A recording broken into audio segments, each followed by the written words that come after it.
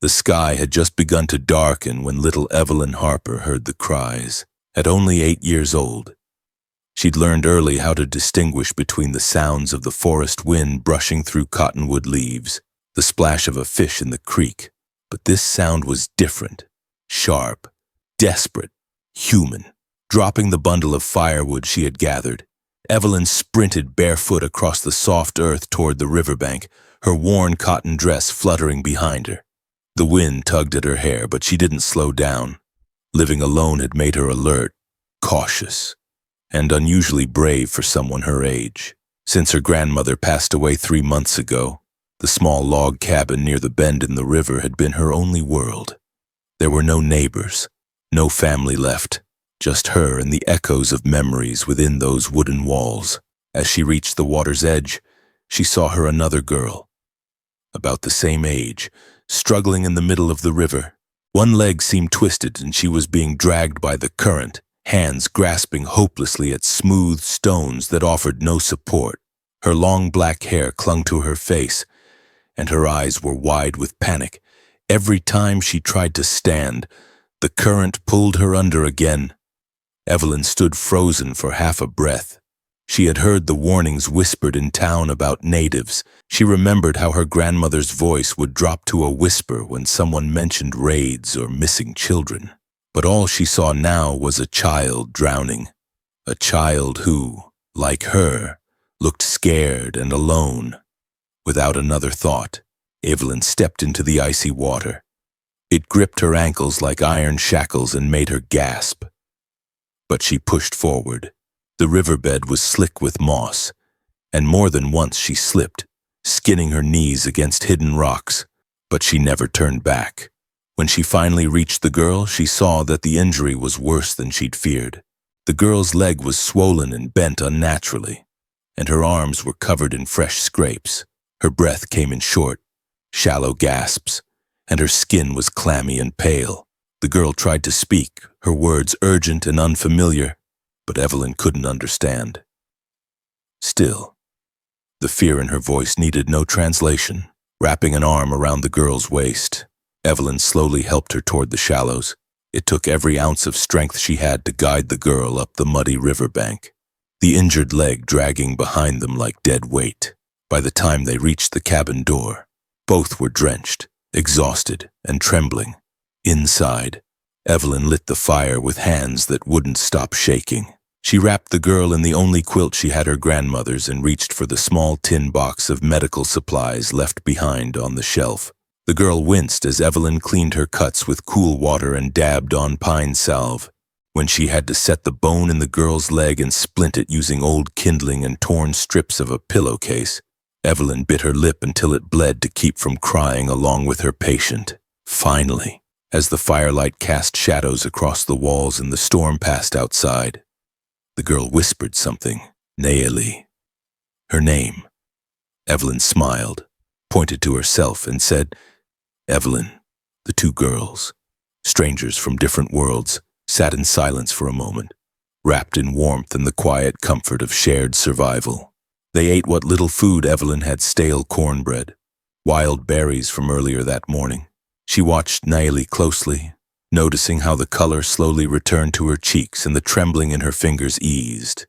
But what Evelyn didn't know, what she couldn't have known, was who Naeli really was. She wasn't just a lost child. She was the daughter of Chief Iron Elk, the most powerful leader of the Apache people in that territory. And since she'd gone missing 2 days ago during a scouting trip, 30 of his finest warriors had been searching every canyon, creek, and ravine to bring her home. That night, Evelyn slept on the floor wrapped in a second blanket. She dreamed of her grandmother's voice, soft and steady, and of the fire crackling safely behind her. But even as she slept, the sound of hoofbeats echoed faintly in the distance. Morning arrived not with birdsong, but with the deep thud of horses. Evelyn sat upright, her heart pounding in her chest. Through the gaps in the wooden slats, she could see them, 30 warriors on horseback, their faces solemn, their bodies still as stone. They formed a circle around the cabin, every escape route blocked. Weapons glinted at their sides.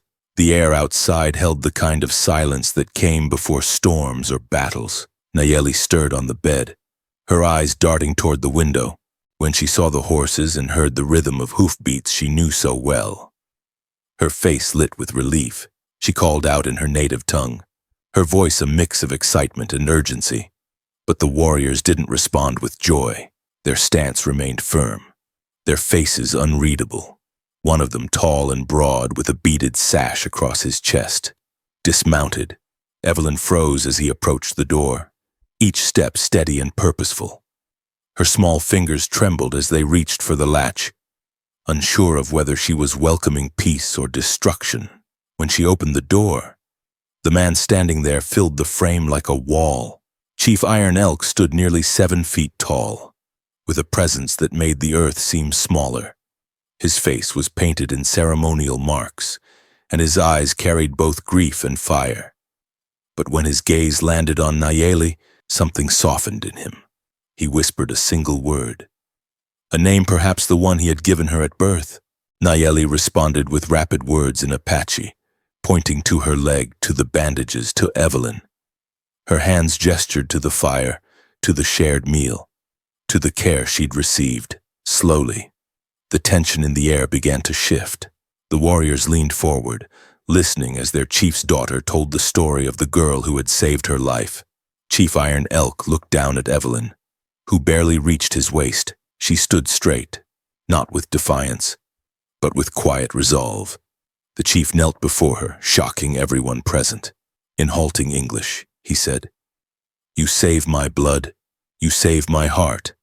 Then, reaching into a leather pouch at his side, he pulled out a medallion, an ancient piece carved from sacred stone, strung on braided horsehair. "My father, his father, many seasons, only for family, but for blood," he said as he placed it gently around Evelyn's neck. Nayeli gasped. The warriors murmured. This was no small gift. It was sacred, an heirloom passed down through generations. "You daughter now," he said softly. "To me, to our people." Evelyn's breath caught. Daughter. It was a word she hadn't heard in so long. It felt foreign and warm all at once. But Chief Iron Elk wasn't finished. "Danger comes," he said. "Soldiers look for my daughter. They find this place, they find you. They not understand on you come with us and learn our ways. Be safe." Evelyn hesitated. Her eyes scanned the only home she'd ever known.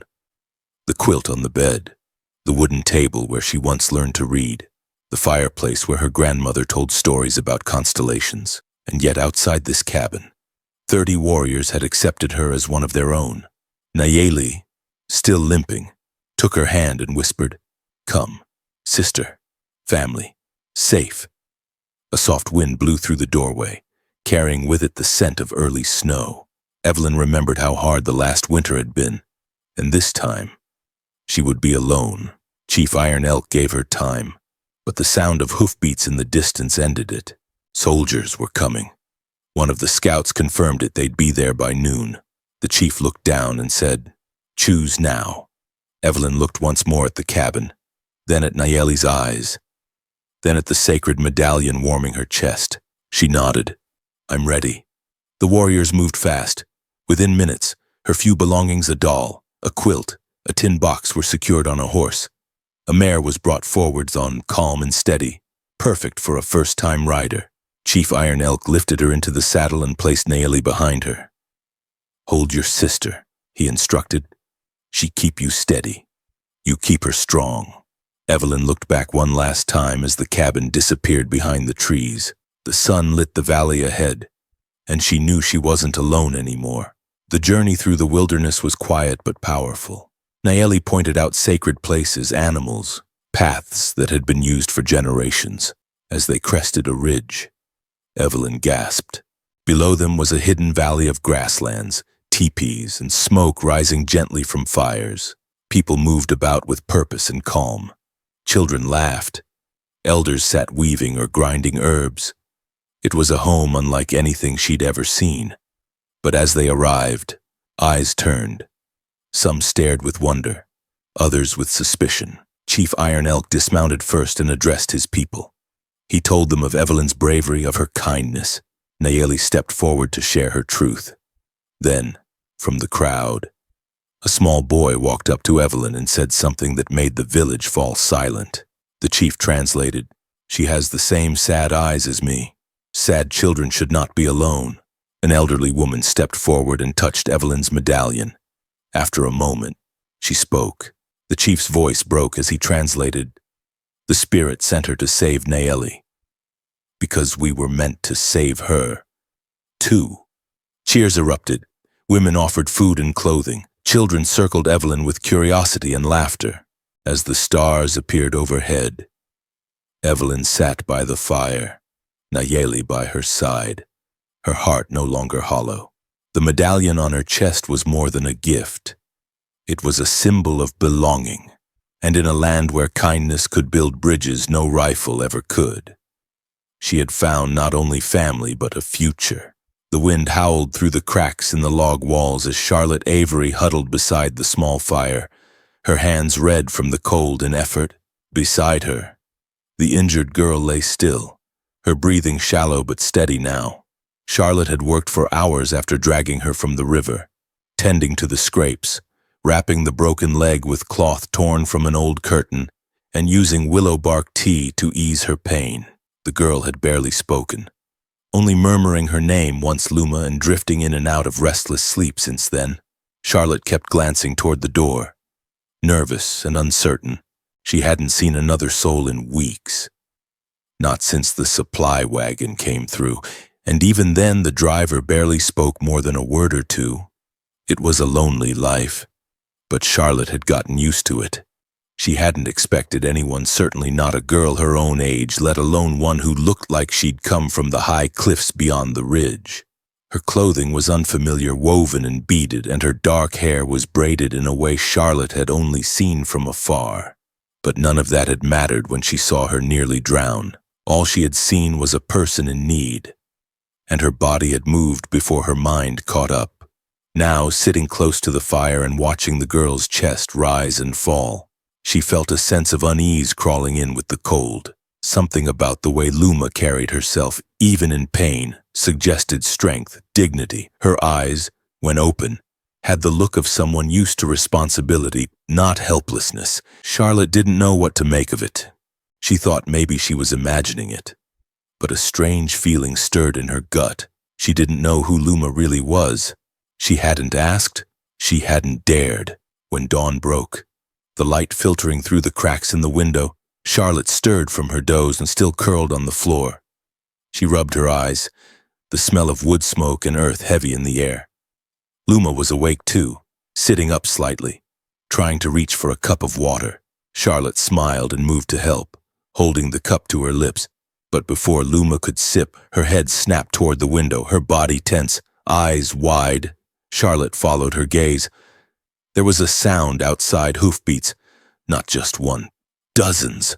She scrambled to the window and peeked through a slat in the shutters. Her breath caught. Horses, men on horseback, faces painted, bows and rifles at their sides. They were everywhere, forming a tight semicircle around her small cabin.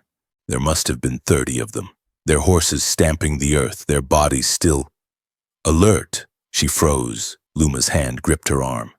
She was saying something, quickly, in a language Charlotte didn't understand, but the urgency was unmistakable.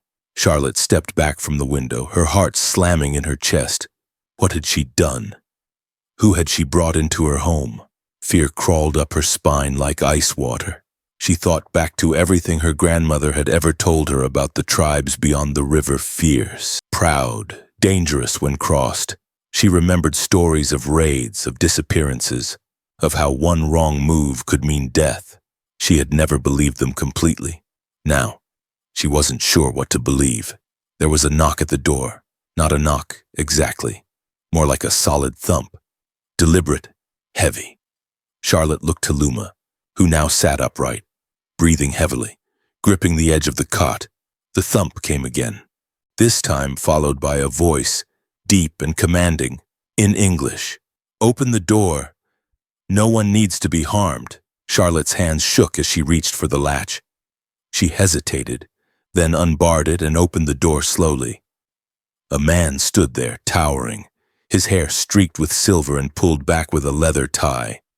His chest was broad, his eyes dark and sharp like polished stone. Around his neck hung a carved pendant, and his arms were folded tightly over his chest. Behind him, others sat on their horses, watching. Some looked curious, others grim. "I am looking, Wolf," the man said, his voice low and steady. "I seek my daughter." Charlotte stared, stunned. She turned slightly, glancing at Luma, who had now struggled to her feet with the help of the table. The girl nodded faintly. "Father," she whispered, her voice hoarse but full of feeling. Looking Wolf stepped inside without asking. He crossed the room in 2 strides and took Luma's face in his hands. His expression shifted from steel to something softer: relief, anguish, pride. He examined her leg, the bandages, the warmth of the fire. Then he turned back to Charlotte, his gaze unreadable. "You did this?" he asked. Charlotte nodded, her throat dry. "You found her in the river, yeah. She was hurt. She couldn't walk." He studied her a long moment.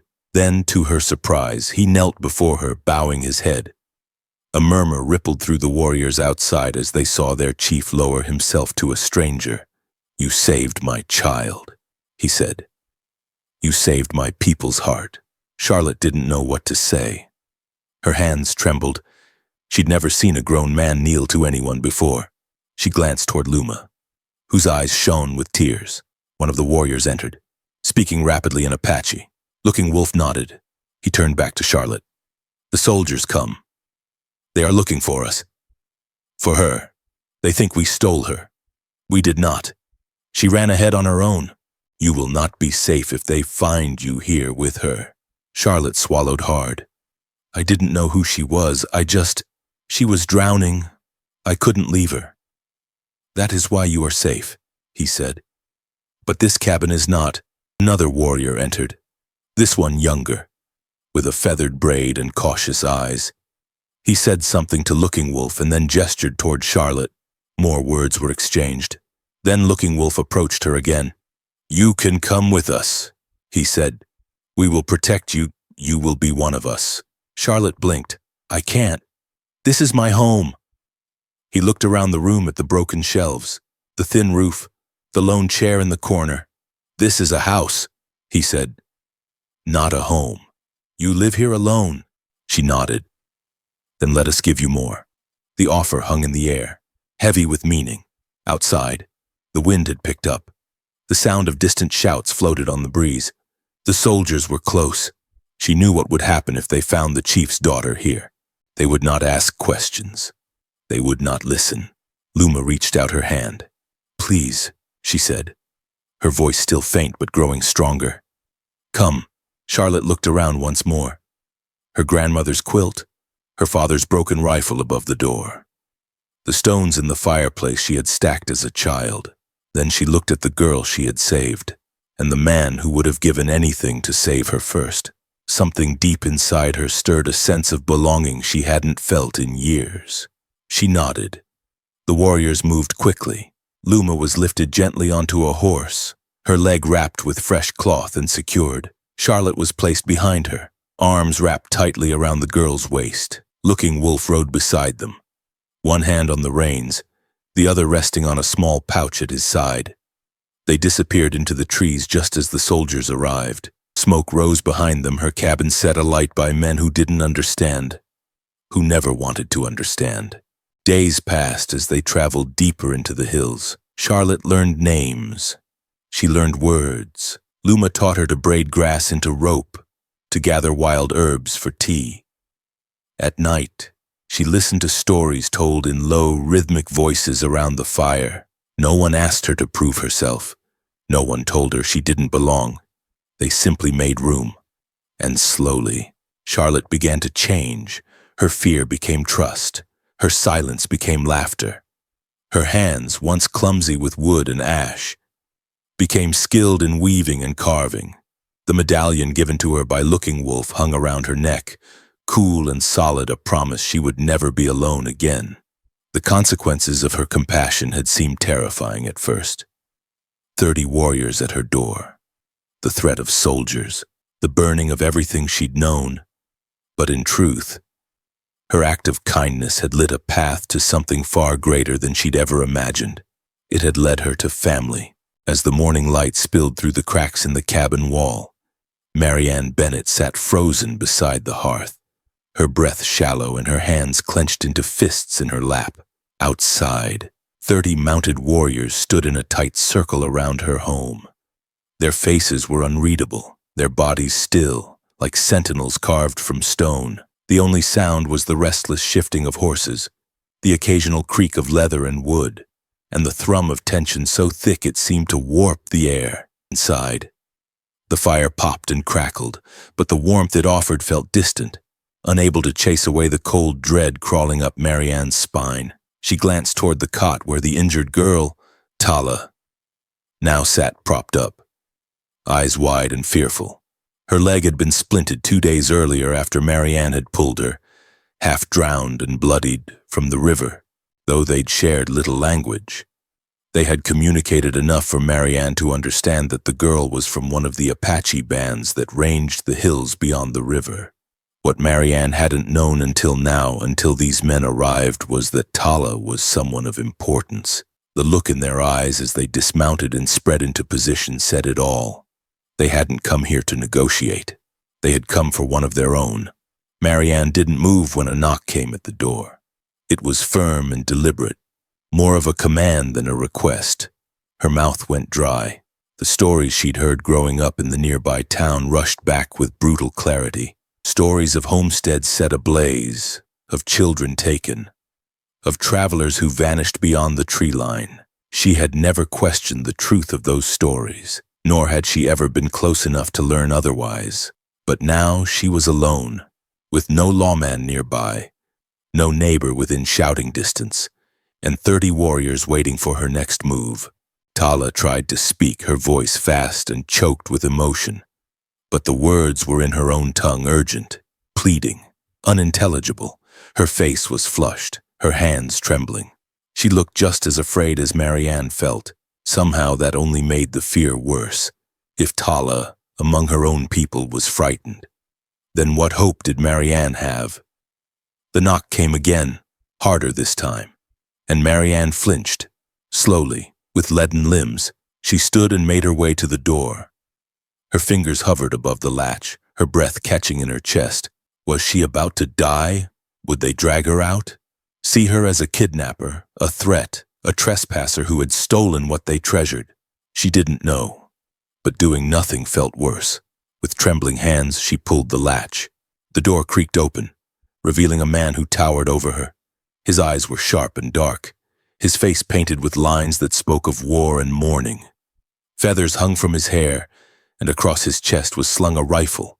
He said nothing at first, just looked past her into the cabin until his eyes landed on Tala. Something flickered in his expression, relief. Yes, but layered beneath it was pain, fear, and confusion. Tala called out something, her voice stronger now, but it didn't seem to have the calming effect she'd hoped. The man stepped inside without invitation. Behind him, several other men waited, watching every movement. Marianne backed away, her heart thudding so loudly she could barely hear. The man knelt beside Tala and spoke rapidly. She answered, but her voice faltered, her hands gesturing toward the fire, toward the bandages, toward the tea-stained cloths folded neatly beside the bed. The words spilled out of her in a desperate stream. She was trying to explain, trying to make them see the truth, that Marianne had helped her, had cared for her, had given her warmth, food, protection. But even without understanding the language, Marianne could feel the weight of every syllable, every pause, and every glance toward her. One of the men outside barked something, and several others shifted uneasily. There was confusion now, rippling through the warriors like wind through tall grass. Some looked toward the forest, as if expecting an ambush. Others stared directly at Marianne, suspicion etched deeply in their eyes. One stepped forward, hand on the hilt of a long knife, and spoke with a sharp edge in his tone. Tala responded quickly, raising her hands, shaking her head, pointing again at Marianne. She was fighting for her, trying to prevent what might come next. The man's expression darkened. He turned to Marianne and took a single step forward, towering over her. She could barely breathe. Her back was against the wall now. If he struck her, there would be no time to react. But then, just as suddenly, another voice cut through the cabin, deep, firm, commanding. An older man stepped through the door, slower than the others, his hair streaked with gray, a long staff in his hand. The others parted for him as if by instinct. His presence quieted the room. The first warrior stepped back.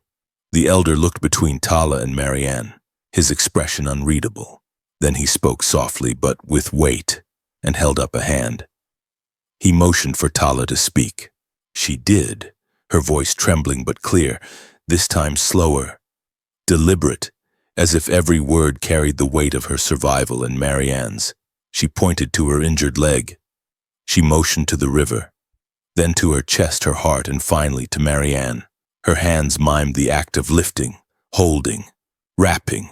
Tears welled in her eyes as she spoke. The elder listened without interrupting.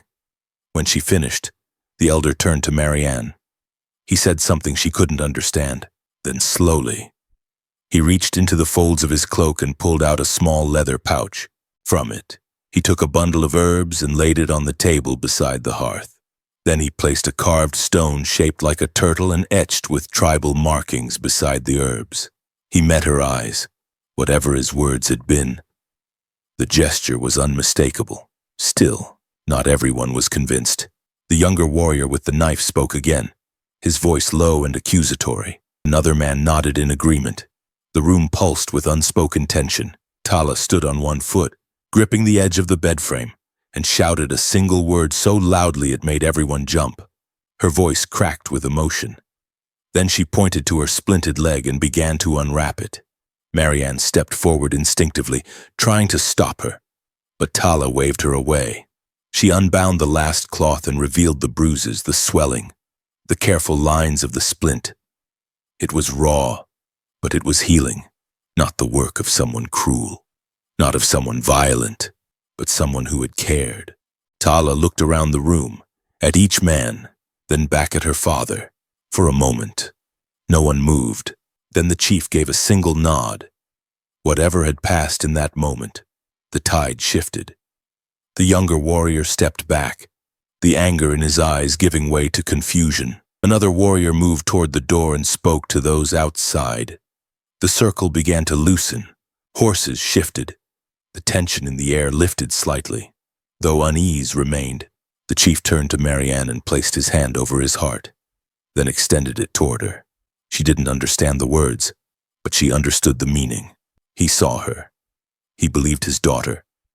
He didn't yet know what would come next, what their people would say, what the white soldiers would do if they learned of this, but in that moment, he extended peace. Marianne's legs gave out, and she sat down heavily in the nearest chair, her chest tight with 1,000 emotions, relief, fear, fatigue, disbelief. She looked at Tala, who now leaned back against the wall, her eyes filled with something new hope. For the first time since the warriors arrived, Marianne exhaled, but she knew nothing would ever be the same again. She had saved a life.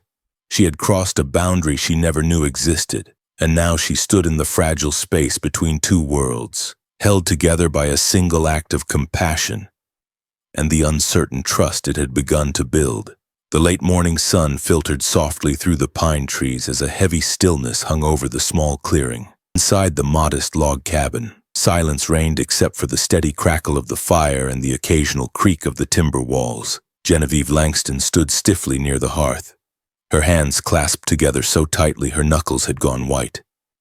Her heart still hadn't settled since the warriors arrived, and even now, surrounded by strangers, she struggled to keep her composure. The injured girl, now resting comfortably on the cot with fresh dressings and a warmed blanket, had spoken softly but urgently to the man standing at the doorway just moments ago. And that man, tall and stern and wrapped in the air of leadership, had been watching everything ever since. taking in every detail of the small cabin, especially the care given to the girl. His name was Chief Greyhawk. Genevieve had overheard the name when one of the other warriors addressed him. There was reverence in their voices when they said it, a kind of gravity that made clear he was not just a father but a figure of deep significance. She'd never seen anyone who moved like him, every step deliberate, calm, powerful without needing force. He hadn't raised his voice once, yet every man outside seemed to respond as if his thoughts were orders. He stood now at the edge of the room, silent, his gaze focused not on her but on his daughter. Genevieve watched his face change as he stepped forward and dropped to one knee beside the cot. His large hands, lined and weathered, reached gently toward the girl's face. He didn't speak right away. His fingers brushed the strands of hair from her cheek, and his eyes softened with an emotion so private it felt wrong to witness. The girl whispered something in their language, something faint and filled with affection, and he nodded slowly, his shoulders trembling just slightly before he steadied himself again. Then he turned his gaze toward Genevieve. She felt the weight of it immediately, not threatening, but deeply intense. There was no accusation, only curiosity, like he was trying to read something written across her soul. He rose, stepped closer, and without a word, looked at the bandages she had made, the fire she had kept burning, the damp cloth still folded neatly in the basin, and the remnants of food on the plate beside the cot. He took in everything not just with his eyes, but with the air of someone measuring the truth of what he saw against what he feared had happened. Genevieve didn't speak. She didn't know if she could have, even if she wanted to. Her throat was too tight, her heart still thudding loudly in her ears. Then all she could do was stand there and try not to show the ache of uncertainty that pulsed through every inch of her body. But the man before her stepped closer, not with menace, but with something that felt almost reverent. He stopped just a few feet away. His voice, when he spoke, was deep but soft. "You helped her," he said slowly, each word careful, deliberate. His accent gave each syllable weight. "You cared for my daughter when she could not walk, when she was hurt. You gave her fire, warmth, safety." Genevieve nodded, but still said nothing. He took a breath. Others would have left her to the rivers, or worse. There was a long pause.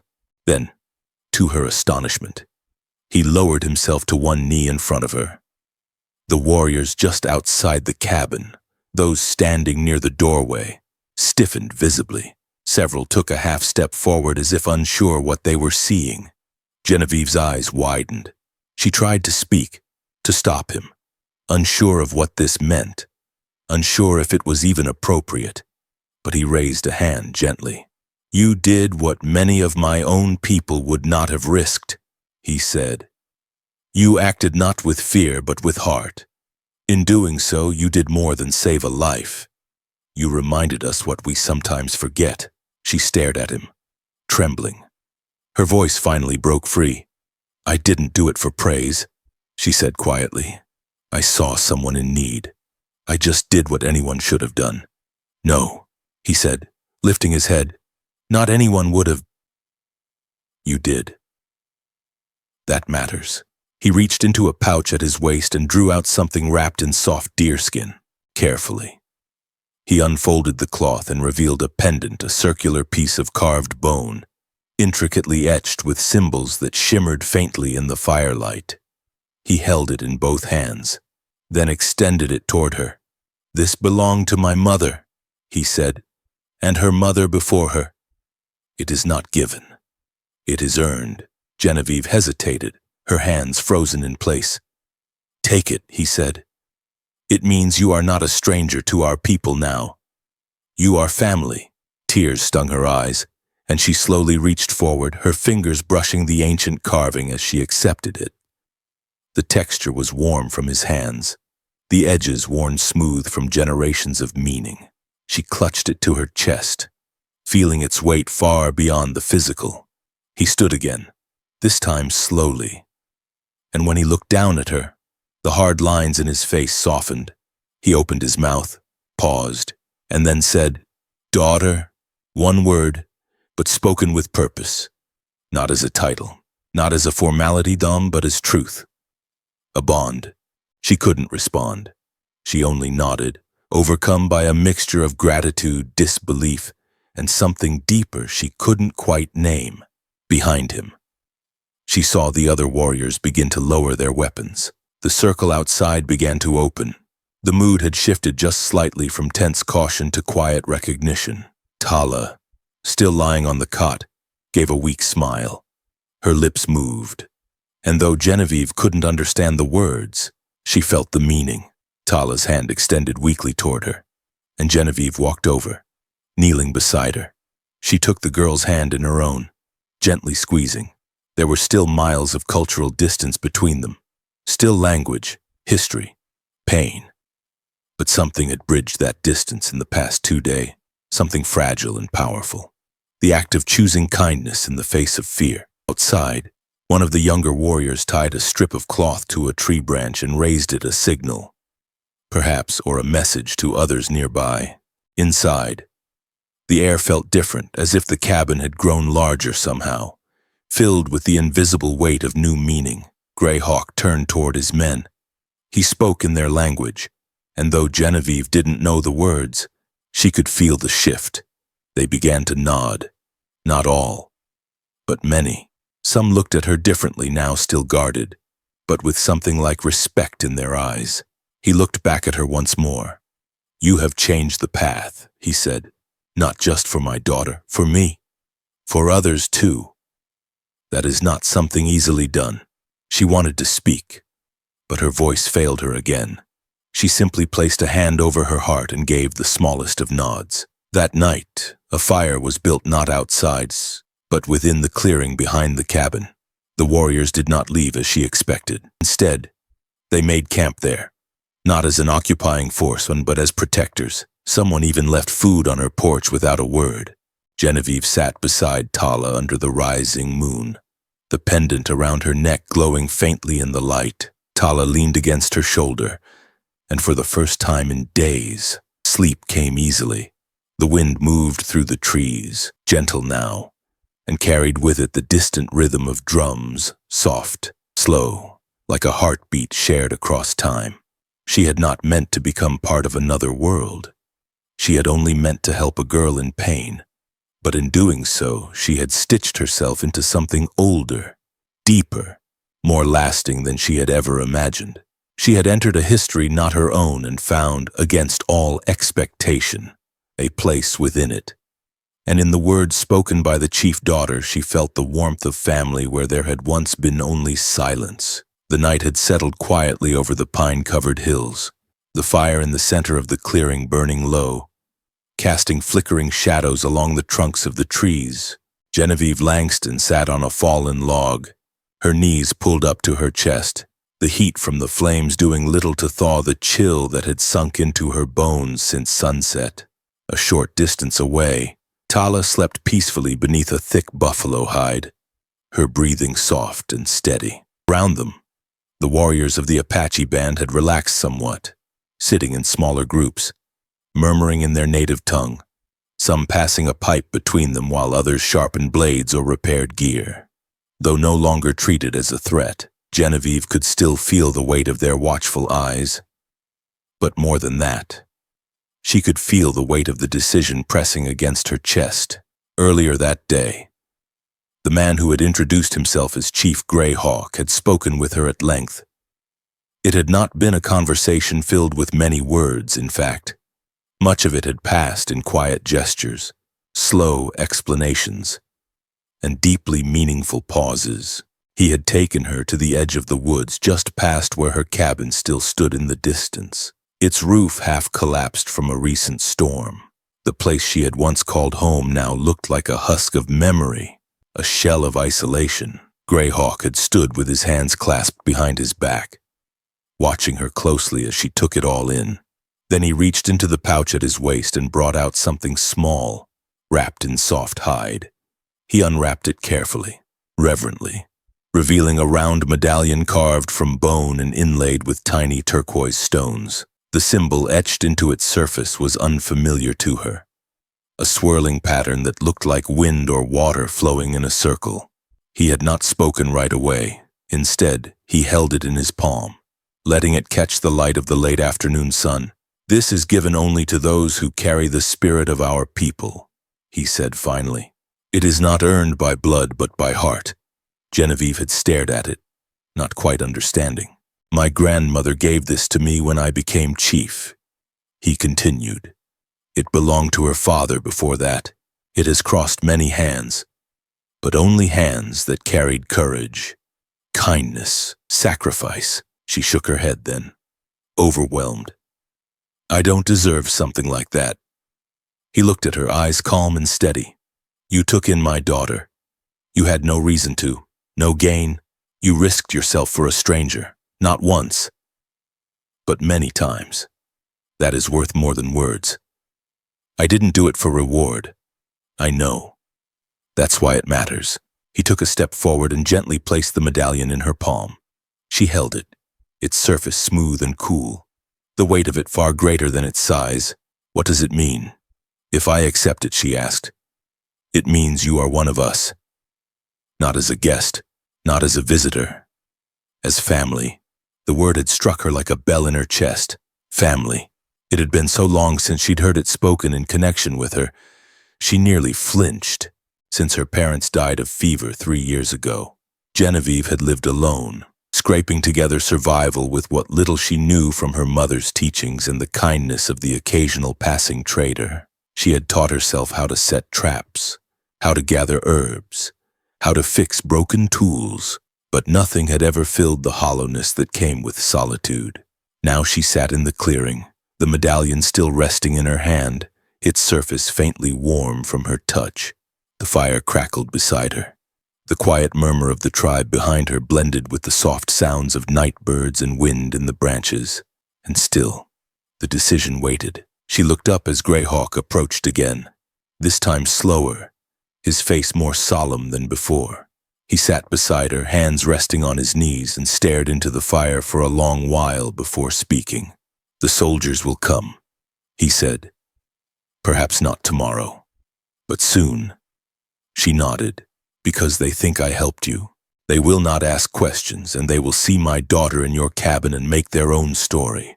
They do not trust us. They never have."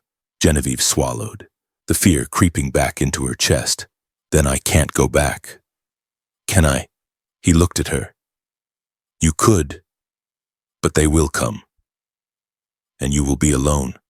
The truth in his words landed heavy. She had no allies in town. No one would speak for her, and she knew too well what suspicion looked like in the eyes of soldiers.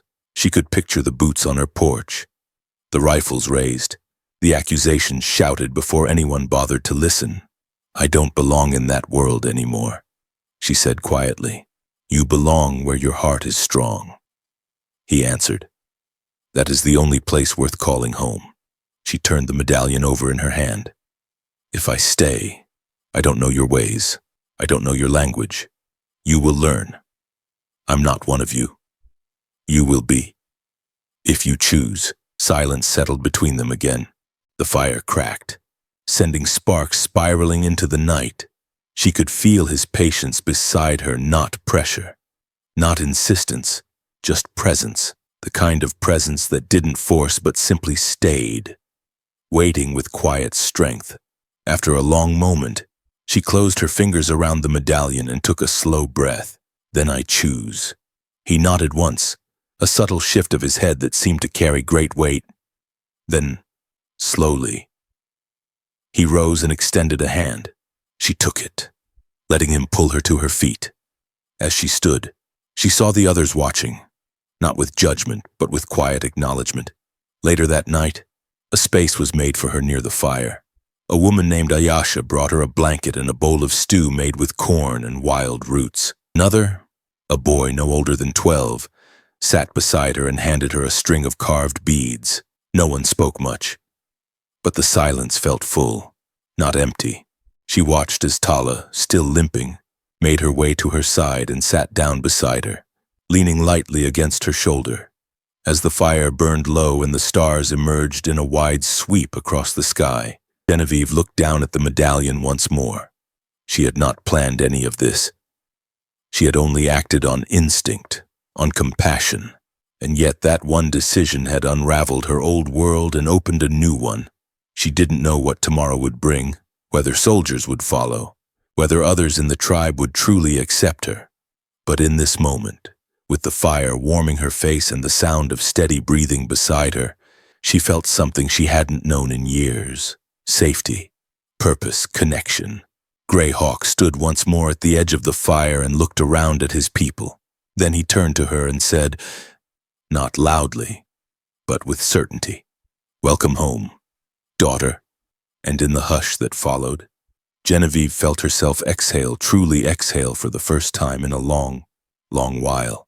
The morning mist clung low to the ground as the group moved slowly through the trees, the forest alive with bird song and the crunch of hooves over fallen leaves. Genevieve Langston rode in silence, her arms loosely wrapped around Tala's waist as they shared the sturdy back of a painted horse.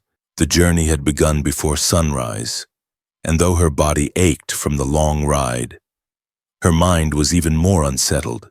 Every step deeper into this unfamiliar world felt like walking away from everything she had ever known: her family's cabin, the ghost of her parents' voices, the routine she had carved out of loneliness and grit. Now those memories were like smoke trailing behind her, thinning with each mile. They traveled westward, following a narrow path through the hills. Warriors rode on either side, their eyes constantly scanning the forest as if every shadow might conceal a threat. No one had spoken much since leaving the clearing, though Tala had turned once to check on Genevieve, offering a quiet, reassuring nod. That gesture, simple as it was, helped hold Genevieve together. By midday, they reached a wide valley surrounded by forested ridges. In the distance, smoke curled from a circle of low dwellings, homes made of earth and wood, weathered by seasons and time. Dogs barked as they approached, and children's voices echoed faintly. The warriors slowed their pace, and a few villagers emerged cautiously, peering toward the procession. The moment the villagers caught sight of Tala, a wave of motion followed. Women hurried out of the home, some calling her name, others covering their mouths in shock. Several older men stepped forward, their expressions a mix of relief and suspicion. Genevieve felt the shift instantly. They were no longer travelers on neutral ground. They had entered the heart of someone else's world. And in that world, she was an outsider. As Tala was helped gently from the horse and embraced by several women, Genevieve remained seated, uncertain. She could feel eyes on her. Whispers began to rise, quiet and sharp. Words she couldn't understand floated past her. But the tone needed no translation. Who was this girl? Why was she here? What had she done? She slid down from the horse, trying not to draw more attention, but it was already too late. Children stared. Some villagers stepped back, wary. Others spoke in low voices to Greyhawk, who had dismounted nearby and now stood with arms folded across his chest, observing silently. Genevieve looked to him, searching his face for guidance, but he gave none. She was alone in this moment, and every step she took felt heavier than the last. Tala limped toward her, leaning on the arm of a woman who might have been her aunt. She reached Genevieve's side and said something to the others. Her voice was gentle but firm. She gestured toward Genevieve, explaining, defending. Some nodded slowly. Others looked unconvinced. Then an old woman stepped forward from the crowd. Her back was bent with age, and her long silver hair was braided and wrapped around her head like a crown. Her face was lined with time, but her eyes burned bright. She walked straight to Genevieve and looked her up and down. Without speaking, she reached out and touched Genevieve's hand. Turning it over in her own, she examined the lines in her palm, then looked into her eyes. There was silence for a long moment. Then the old woman nodded once and turned to the others. She spoke slowly, her voice gravelly but strong. The villagers listened. Genevieve didn't know what was being said, but something shifted. She could feel it, like wind changing direction. The woman turned back to her and placed a necklace of beads and bone gently over her head. It hung heavy against her chest. The old woman placed a hand on Genevieve's cheek and whispered something too soft to hear. Then she stepped back. From the crowd, a boy emerged no more than 8 years old, barefoot and curious. He walked right up to Genevieve and looked up at her. For a moment, he said nothing. Then he smiled, reached out, and took her hand. He led her toward the center of the village and where a fire pit lay cold but ready. Around them, people began to murmur less and watch more. Some still held back, arms crossed. But the tension was less now, the air lighter. That evening, as the sun dipped behind the hills, a small fire was built. Food was shared. Tala sat beside Genevieve, her eyes shining with relief. Greyhawk stood before the fire and spoke to the gathered villagers. Though Genevieve couldn't understand the words, she understood the rhythm, the reverence, the way people listened with respect. Then he turned to her. "Tonight," he said in English, "we speak of family." He motioned for her to step forward. She did, her hands trembling. "You were not born here," he continued, "but sometimes the land chooses its people, and sometimes a heart knows where it belongs before the mind can see it." He gestured toward Tala. "She would not be alive without you. For that, we honor you. But more than that, we welcome you." There were murmurs of agreement, not all, but enough. He reached into his cloak and pulled out the medallion she had been given before. He placed it over her head once more, this time more formally. "With this, you are not a visitor. You are daughter, sister, part of this circle." The boy who had taken her hand earlier stepped forward and placed a woven belt around her waist. A young woman she had not yet met draped a shawl over her shoulders. The old woman nodded once more. Tears stung Genevieve's eyes. She didn't speak. She couldn't. But in her heart, something opened. Something that had been locked away for years. After the fire burned low and the stars stretched overhead in a dark canvas, she lay in a small lodge built just for her. It wasn't much, just woven mats, a blanket, and a place to rest, but it was more than a shelter. It was a beginning. Outside, she heard the distant laughter of children, the hum of voices, and the soft howl of a coyote far off in the hills. Genevieve stared up at the ceiling of her new home and thought of the cabin she had left behind, the life she had once lived alone. It felt like another world now, another version of herself, one that had been waiting all along to become this, not by blood, not by name, but by choice. She had chosen them, and they, slowly, had chosen her. The days passed gently beneath the wide open sky, where the hills rolled like soft waves and the wind whispered secrets through the tall grass. Genevieve Langston woke each morning to the sound of bird song and the comforting scent of smoke from morning fires. Life in the village had settled into a rhythm, and while she still caught the occasional glance of curiosity from some of the elders, the mistrust had faded. In its place had come something warmer: acknowledgement, respect, and even friendship. Tala, whose leg had begun to heal with surprising speed, walked more each day, though she still limped slightly. Her steps grew stronger, and she spent more time helping with daily chores. She and Genevieve were rarely apart. They shared meals, gathered water, prepared herbs, and sat by the fire together at night listening to stories told in slow, rhythmic voices, though their languages remained only partially shared. Their understanding of each other deepened in ways that needed no words. They had lived through fear and danger, had chosen to trust one another, and now found in each other a bond that neither had known before. One late afternoon, as golden light spilled across the valley and the shadows of the trees stretched long and soft, Genevieve and Tala sat together weaving reeds by the river's edge. Tala was teaching her how to twist the fibers in a pattern used for baskets, something so simple and yet meaningful in its quiet repetition. Genevieve's fingers fumbled at first, but Tala was patient, guiding her gently, laughing softly when she got it wrong and nodding proudly when she managed a neat spiral. The sound of the river nearby, the chirping of crickets, and the warmth of companionship made everything feel still and peaceful. "You're better," Genevieve said softly, nodding at Tala's leg. Tala smiled and reached over to press her palm against Genevieve's shoulder. "Because of you," Genevieve shook her head. "Because you're strong." Tala's smile widened. That simple phrase lingered in Genevieve's heart. They were strong, not just as individuals, but together, two girls from different worlds, brought together by a river, a moment of courage, and a choice to see each other as human before anything else. Later that evening, as the stars began to emerge, the tribe gathered for a quiet celebration. It wasn't a grand affair, but something intimate and deeply heartfelt. A meal was shared. Stories were told. An elder sang a song of returning spirits, of ancestors watching over those who walk with open hearts.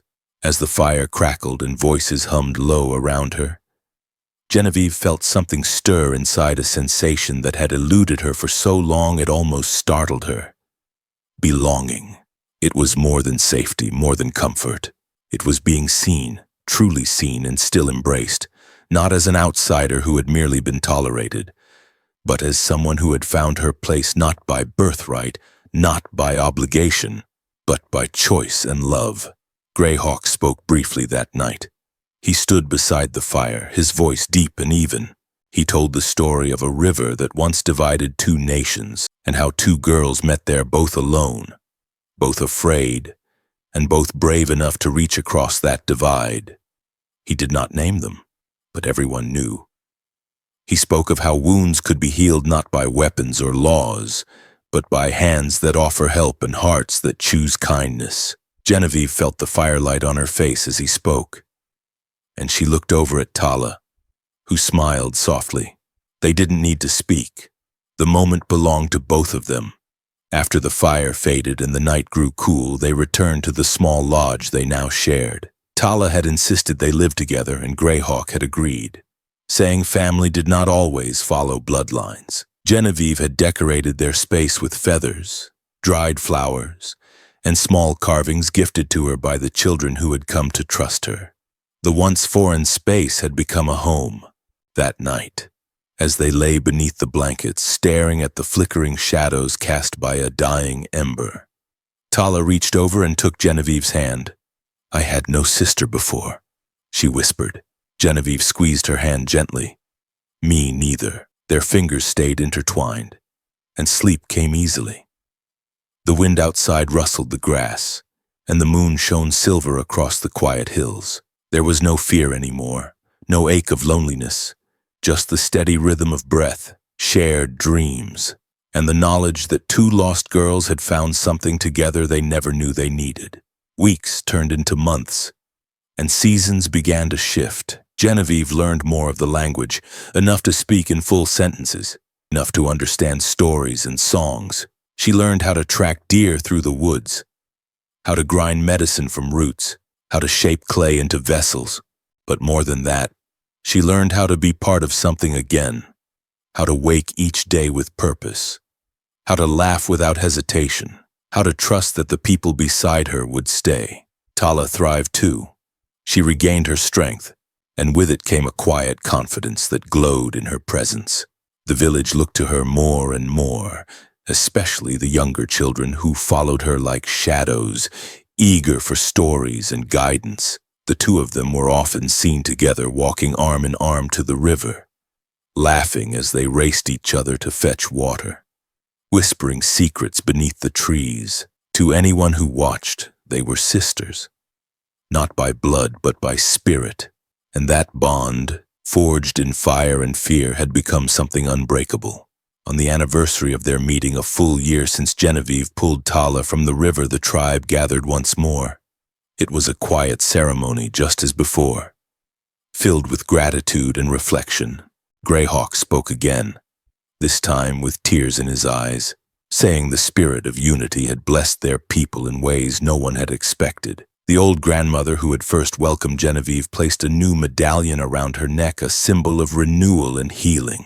Genevieve stood beside Tala, her heart full. She looked out across the gathered faces and saw not strangers but family.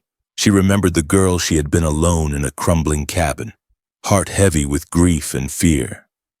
And she saw now who she had become: strong, loved, rooted.